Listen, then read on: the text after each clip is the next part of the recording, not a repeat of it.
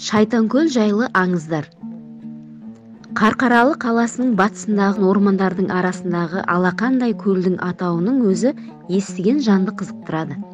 Неге олай аталғаны жөніндегі аңыздардың бірнеше нұсқасы бар. Көлдің өзінде құпиялар жетіп артылады деседі.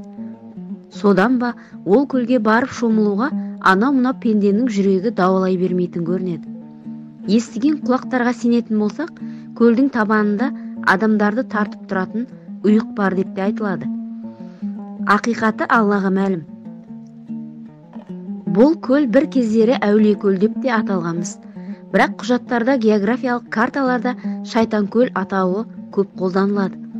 Ұзақ жылдар бойы Қарқаралы аудандық ұлттық табиғи паркінде басшы болып қызмет істеген Тиышбек Тоқметовтың естелігі де естіген адамды бей-жай қалдырмайды. 1999 жылы Қарқаралыға Қазақтан шыққан тұңғыш ғарышкер Тоқтар Әубәкіров келеді. Мен ол кісіні Шайтанкөлге бастап бардым. Кенеттен Тоқтардың ұлы «Папа, ана жерде крест жатыр» деп айғайлады. Расымен де судың түбінде үлкен крест жатыр екен. Ол крест бізге ап-анық көрініп тұрды. Бір кездері көлдің жағасында қағылған крестті жұрт алып тастап, суға тастап жібергені жайлы бәріміз де естігенбіз. Бірақ ол крестті бұлайша судың түбінде көреміз деп ойламаппыз.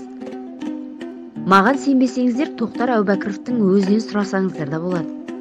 Егер де суға түсуге жүрегі дауалайтын адам болса, оны ап шығу қиындай емес. Тиышбек ағаның естелігі осы. Осыдан көп жыл бұрын 1905 жылы архиерей Михаил атты орыс Шайтанкөлдің батыс жағалауына крест секілді қып тақтайша қағып, енді бұл Әулиекөл деп аталсын деген екен. Арада көп ұзамай жоғалып кетеді. Көл солайша бәрібір Шайтанкөл атауында қала береді. Ал сол бір крест әлі күнге көлдің түбінде жатыр.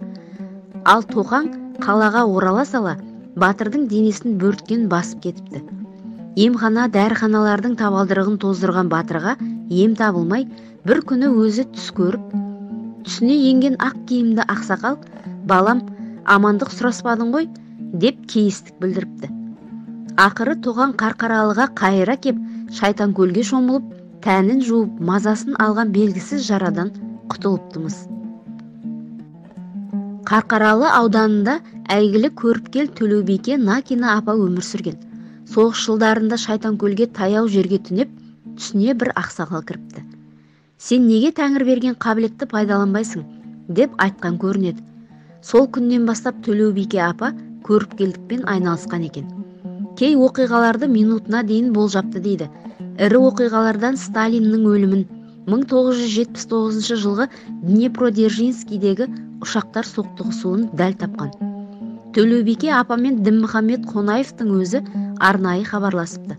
Сондай-ақ ішкі істер органдарына да көптеген қылмыскерлерді табуға жәрдемдескен. Төлеубике апа 1990 жылы өмірден өткен.